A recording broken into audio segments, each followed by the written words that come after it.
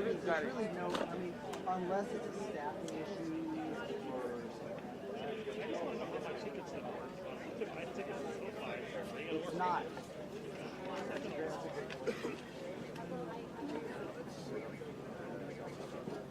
Yeah, you're right. Daisy was sure.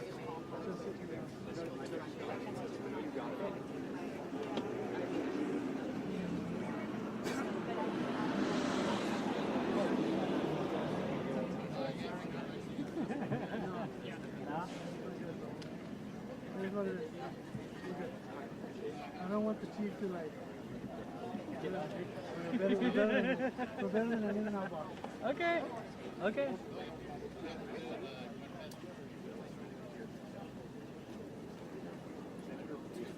Seriously, make me go rain.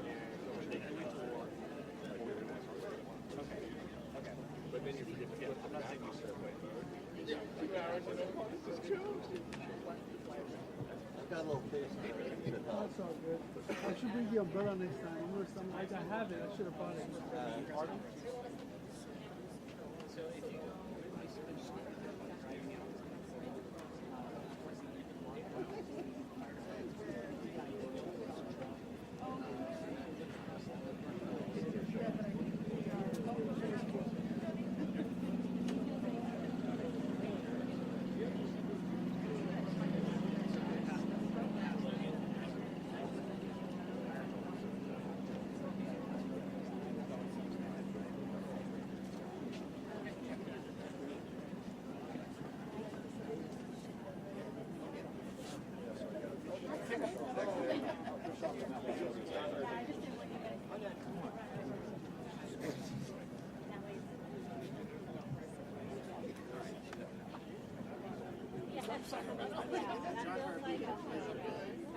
I know.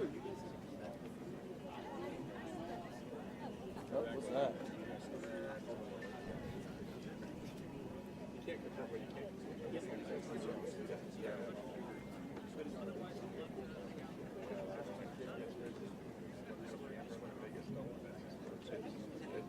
Is that you? Oh. No. I'm innocent. I didn't do anything. I'm looking to get rid of more.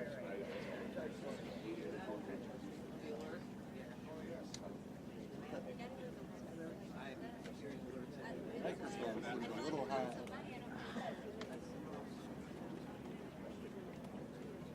Is it written on there? You'll let me know.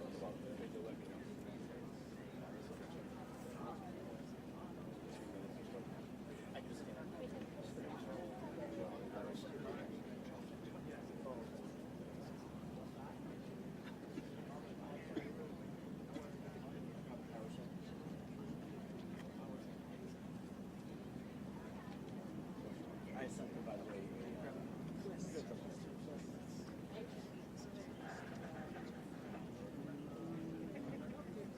From my top.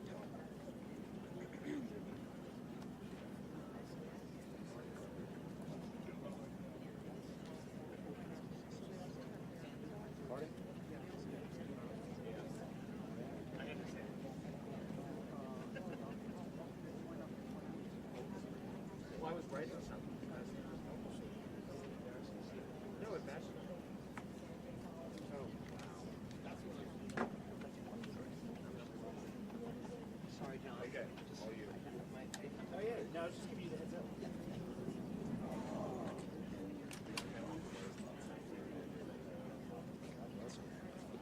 Thank you. That's going to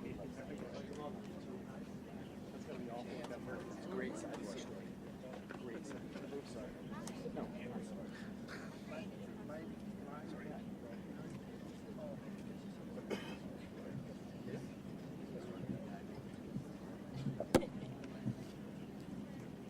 Okay, it's 1 p.m. We're going to go ahead and get this press conference started. My name is AJ Lester. I'm a public information officer here on the Eaton Fire.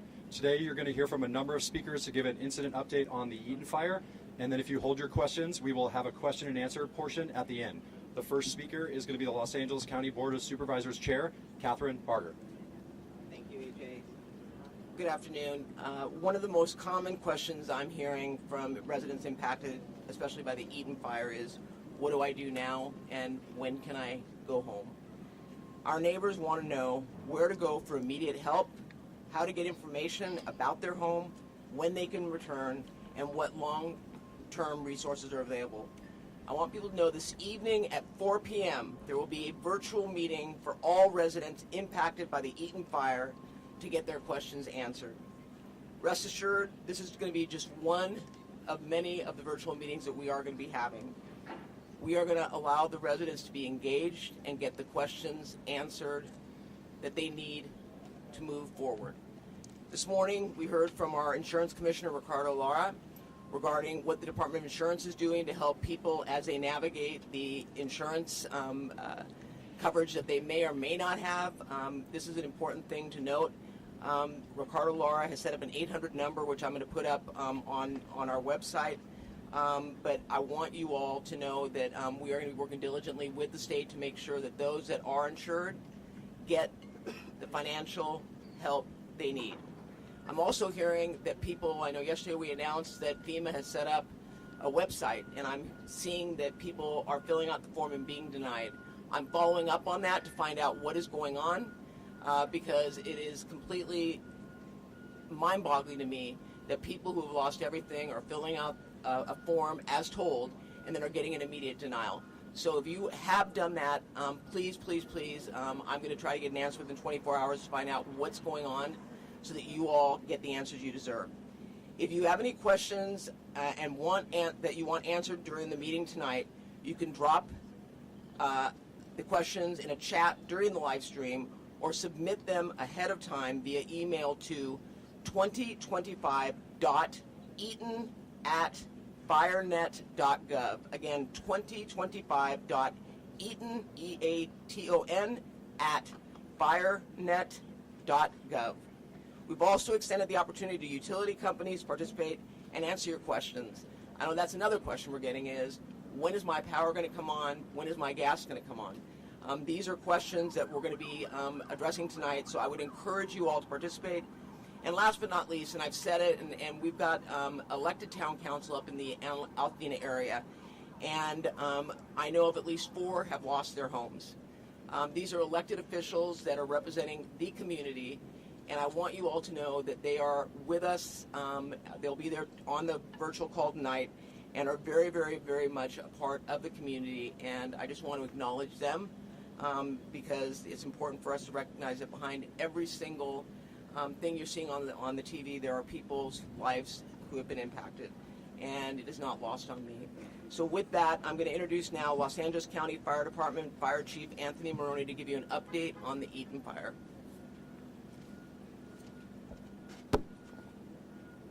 So good afternoon. Thank you, Supervisor Barger. The Eaton Fire is estimated to be 13,956 acres with 3% containment. We have over 7,000 structures damaged or destroyed and 1,527 firefighting personnel on scene. Yesterday afternoon, the Eaton Fire made a run towards historic Mount Wilson. The Mount Wilson Observatory and the telescope are undamaged thanks to the efforts of our firefighters and observatory staff. No buildings or infrastructure have been damaged or destroyed at Mount Wilson.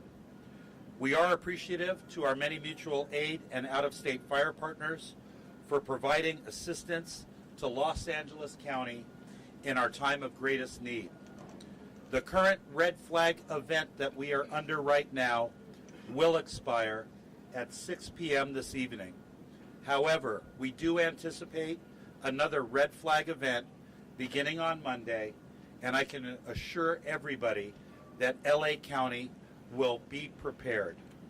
Before I close, I would like to thank Board Chair and 5th District Supervisor Catherine Barger for her unwavering support and leadership. I would also like to acknowledge the tireless efforts of all first responders who have put themselves in harm's way to protect residents and property. And to our residents impacted by this devastating fire siege, please rest assured that we will not stop until the fires are fully contained and we will continue to be here for you as we plan for the repopulation, recovery, and rebuilding that will be occurring. Thank you. I would now like to introduce Assistant Sheriff Myron Johnson of the Los Angeles County Sheriff's Department. Well, good afternoon. The Los Angeles County Sheriff's Department has deployed over 500 sheriff's personnel and still have actively deployed additional personnel to the fires. And that's in addition to our normal patrol staffing functions. Deputies have actively patrolled the evacuated areas and increased their presence in those areas for looting, deterrence, as well as burglary suppression efforts. Overall, the evacuations for the Palisades, Eaton, Hearst, Kenneth, and Lydia fires, evacuation orders approximately 100,053 residents are under evacuation orders, and approximately 57,830 structures remain at risk. Evacuation warnings, approximately 166,800 residents are under evacuation warnings, and approximately 50,837 structures remain at risk. As you heard our sheriff speak about yesterday and this morning, we have a curfew enacted in the affected areas. It's been established in the Palisades and the Eaton Fire areas, and it's a mandatory evacuation zones, that will be in effect from 6 p.m. this afternoon until 6 a.m. tomorrow until further notice. This curfew will be strictly enforced and is being taken to enhance public safety, protect property, and prevent looting in areas where residents have been evacuated. We ask that all individuals comply with the curfew and stay clear of the impacted areas unless you're an authorized personnel member such as a fire representative or an emergency first responder. Anyone found in violation of the curfew will be subject to arrest for a misdemeanor under LA County Code section 2.68.320, and conviction of that section results in a fine up to $1,000 and jail time. We understand this is an extremely stressful and challenging moment for our residents in this community, but we appreciate the public's cooperation, and we will work together during this crisis. We also have additional assets from the National Guard that are assisting in law enforcement efforts during this catastrophe. We requested the National Guard's assistance yesterday. Several National Guard members arrived last night and were deployed in the Eaton Fire area and are assisting with road closures and critical infrastructure protection efforts. As additional National Guard personnel arrive, the Sheriff's Department will strategically coordinate their deployment to both the areas in collaboration with LAPD, Pasadena Police Department, Santa Monica Police Department, Azusa Police Department, and Arcadia Police Department. There continues to be criminal activity in the Eaton area, and we continue to make additional arrests since yesterday, but these numbers are still fluctuating, and we're gathering the information. In total, we have made about 18 arrests between Eaton and the Palisades fire, 15 in Eaton, and then 3 in Palisades. Charges include possession of narcotics, possession of burglary tools, burglary, identity theft, looting. One suspect was on active parole and was also charged with possession of a concealed firearm. Unfortunately, we have confirmed 8 deaths in our jurisdiction, 6 in the Eaton Fire area and 2 in the Palisades County area. Our Homicide Bureau is working closely with the LA County Coroner's Office to respond to any deaths that have been reported. Our detectives have started to process certain investigations related to the fire, but they have to wait for access due to the dangerous conditions that still exist, such as downed power lines, leaking gas, and spot fires that are occurring. And just as Chief Moron indicated, I'd like to acknowledge the hardworking men and women out there on the front line making sure this community is safe, and this department is dedicated to apply every resource we have to be with you until we can get a handle on this tragic event. And now with that, I'd like to introduce Operations Section Chief Don Fulia. Can I take liberty? I just, when I was done, I turned around and my colleague, Supervisor Janice Hahn, is here and would like to say a few words, but I want to publicly thank you, Supervisor Hahn, because I know that you've been working as Metro Chair to help navigate the transportation system as it relates to the impact of these fires. So with that, Supervisor Hahn. Thank you, Supervisor Barger. I'm here to support you in any way. These fires have not touched the 4th Supervisorial District per se. I'm here supporting you, and thank you for your tremendous leadership on this. I've been touring your communities here in Altadena, and I am, like everyone else, devastated by what I'm seeing. Thanks again to the men and women in the Sheriff's Department, the Fire Department, CAL FIRE, all the fire departments that are here. And I specifically wanted to come see some of the stations that were from the 4th District. So some of my men and women from the 4th District are here. I talked to Norwalk, Paramount, I think Commerce is here. So I just wanted to tell them thank you for coming, and just make sure everybody realizes these firefighters are not going home, right? They are here round the clock.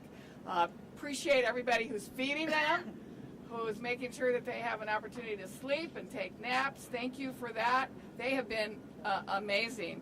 But as Supervisor Barger said, as the chair of Metro, I've been on the phone with the CEO of Metro, Stephanie Wiggins, to get regular updates about our system. Big news is we will continue the free fares throughout the weekend.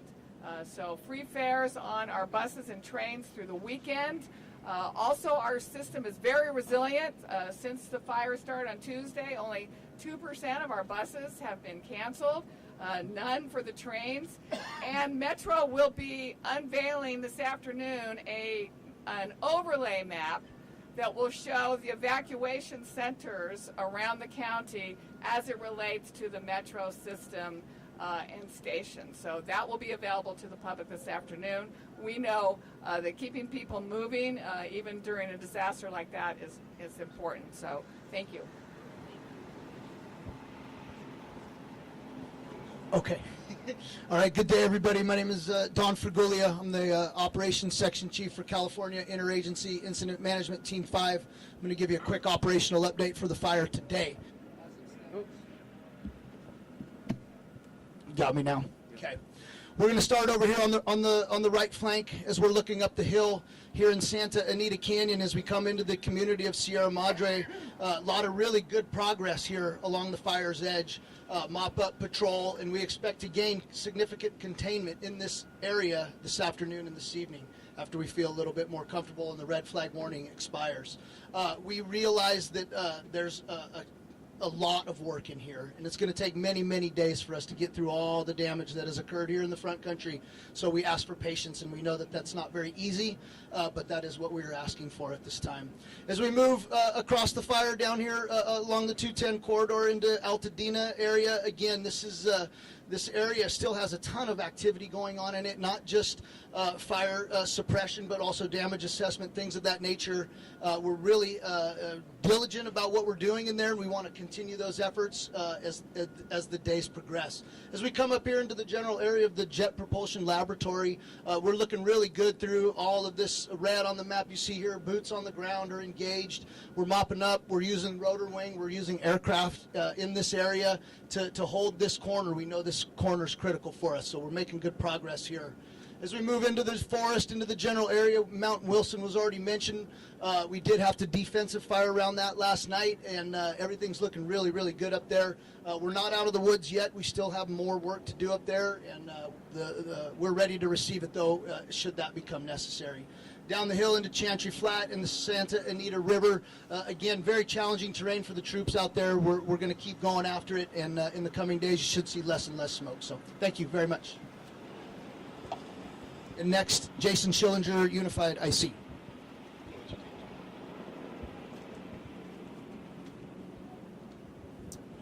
Good afternoon.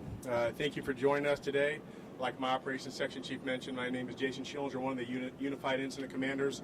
And to my side over here, I have several of my other Unified Incident Commanders with me today. First and foremost, I want to extend my deepest sympathy to the families and individuals affected by this devastating event. We recognize the fear and uncertainty you may be feeling, and our hearts are with you during this challenging time. Our top priority remains the safety and well-being of all residents and emergency personnel involved. We are also grateful for the support of all agencies who sent resources to our aid. Mutual aid agreements and cooperations with surrounding areas have been essential in containing the fire and protecting more lives and property. Firefighters are working around the clock in difficult conditions to ensure that this fire is contained and that no further lives and property are put in danger. We are confident that we are making significant progress, but it's important to remain on guard and follow safety advisories. I want to remind everyone that the safety of our community and first responder is our highest priority. At this time, evacuation orders remain in place in many areas, and we urge all residents to follow the directives immediately.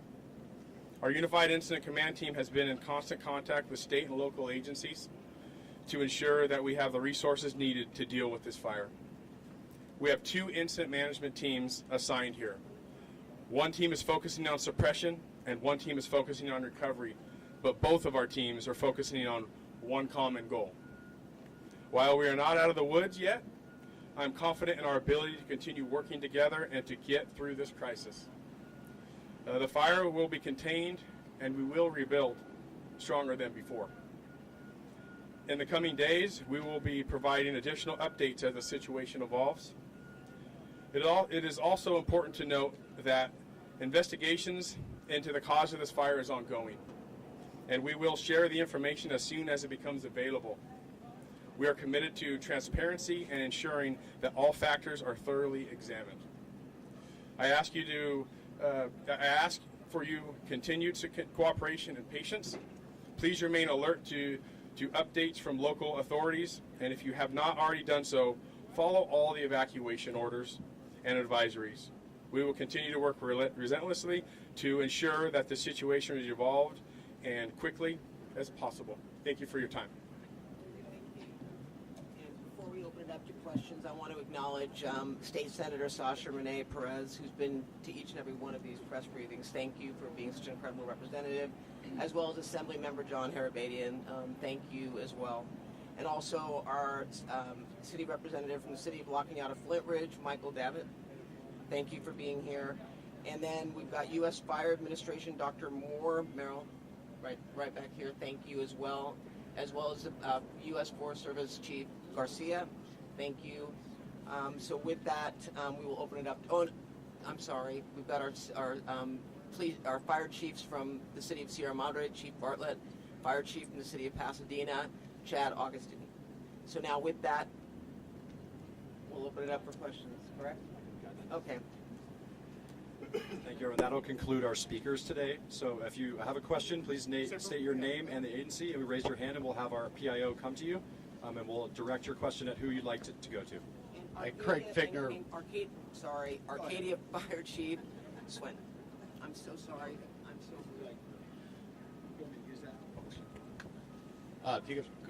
Quite the media setup here. It worked well. Supervisor, I wanted to ask you, there were a lot of people who wanted to get past the National Guardsmen, the troops, to get property, to get clothes, medicine, and they had proper ID. They didn't seem to be troublemakers, and they were really bothered by that. I understand there's been a change in the instructions, so long as it's not during those curfew hours of, 6 p to 6 a. So I'm heading up there after this to find out what's going on. I mean, there's no question in my mind that I was on the way here, talked to a family that's lost their home, and they want to get up there, and their experience was different. They were allowed in, showing proper ID. We've got to be consistent, but we also have to recognize there are people that are going up there and doing things that are criminal. And, I loved the fact that we talked about the arrest, but I think I love most is we have a DA, Nathan Hochman, who said he's going to prosecute to the fullest extent of the law. So I want that to be taken, and I want everyone to hear it, and I'm going to make sure I'm going to follow each and every one of those cases to make sure that it does occur. But I'm going to follow up on that, and we'll get a clarification. I mean, the National Guard came in pretty fast, very fast, and we want to make sure we've got a consistent message. I know I've talked to also constituents who've said that the sheriffs have been very, very compassionate and given grace and let them go up, especially if they want to get their medications. So we're going to be working on that, so stay tuned. Thank you. Hi, Supervisor. Quick question here. Jason Hamilton from Tri-County News. I have a question about donations. A lot of people have reached out to me, major corporations, for example, that would like to make some significant donations to help out with people that are still left behind. I've suggested things like chainsaws, rakes, gloves, respirators, masks, things like that. 2 points. A, is there a list or a cohesive page that someone could go to look for things that might be necessary to donate? And B, is there a person of contact that's not necessarily the Red Cross, that's more localized, that we can get these items to that and get distributed to the residents that are in need of those things? Yeah, and thank you for that question. Yesterday when I was coming over here, Homeboys dropped off a huge order that they wanted to get up into the community. So, I mean, it's across as horrible as this is, you see the best in people. You also see the worst, but you see the best. And you can visit LA Works, all one word, laworks.com/2025fires to get more information. I know that Flintridge Center, Octavia's Bookshelf are also accepting and distributing donations. So you can reach out, and Octavia's is an amazing bookstore, by the way. But you can go ahead and reach out to them as well. They're accepting donations, and they're going to distribute them into the community. Okay, thanks. Thank you. And we'll make sure through our Emergency Operations Center that the information is up there as well, because we are getting asked about that. And I would say this, and the DA touched on it this morning. You've got scams taking place. You've got GoFundMe that are not legitimate. Please go to a website, and if it doesn't pass the smell test, or if it sounds too good to be true, run it by you call my office, for God's sakes. I'll flush it out for you. But please do not fall for these scams. And I'm sorry that I even have to say it, but especially the GoFundMe. I've talked to people that already have seen GoFundMe, and they take a picture off of Facebook and put it up there of a family, and they say, we're devastated, we lost everything. And then you see the donations start. And they start low, by the way, with the donation amount they want, and then they keep increasing it.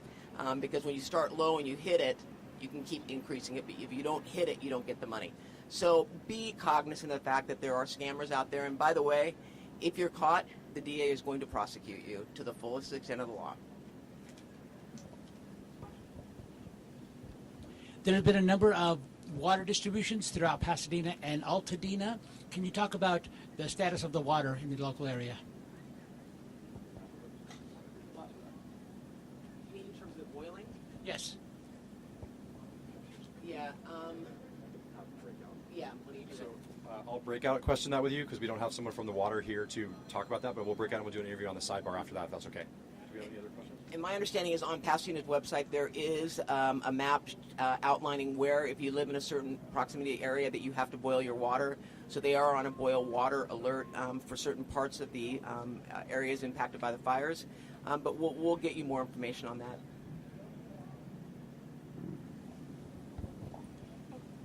Hi, I'm Morgan from ABC News. I'm wondering if anyone's here to speak specifically about the level of devastation in Altadena. I saw a local official quote as saying that perhaps only a dozen or so homes are left in the area. Is anyone able to confirm that or speak on that? I'm sorry, they said that there's only about a dozen or so homes left in there. Well, that is an exaggeration, but I will tell you, it looks like a war zone. I've never seen anything like it. You can go blocks where there's no homes, and then you go a block where you'll see a little bit of smoldering on a tree, but none of the homes have been impacted. We don't have a final number yet, do we, Chief Moron? No, we don't. No, but there's no question that especially around Eaton Canyon, I was absolutely shocked is not even a word for the destruction that it caused in that area. And then I went up to Farnsworth Park, and gone. It's gone. So we'll have a final number, but there are homes standing, especially as you head more toward Lincoln. But it's spotty. I mean, this fire was unpredictable. You had the winds going every which way and going strong, so you could have embers traveling miles, which is what we saw. And so that's why we had this like a whack-a-mole. Hi, Ashley Mackey with ABC7. A couple of people, residents who have been displaced, have asked me about mail and how they get that and forwarded to them, and holding packages, Amazon, that kind of thing, what should I tell them? So the U.S. Post Office, and I think it's going to be at the Lincoln branch, is going to be holding mail. They're not delivering, obviously, for obvious reasons. But those that have been impacted by the fire, they can reach out to the post office, and they are coordinating an effort to make sure that people get access to their mail. And then for those that who still have their homes but are not getting the mail delivered, they're going to be coordinating that as well. So that's going to be rolled out through the United States Postal Service, but they are on top of it. Thank you for that question.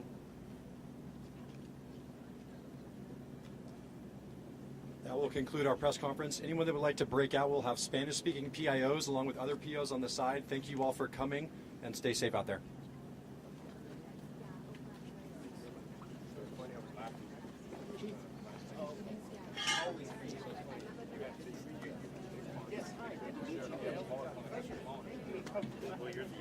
I know, that's what I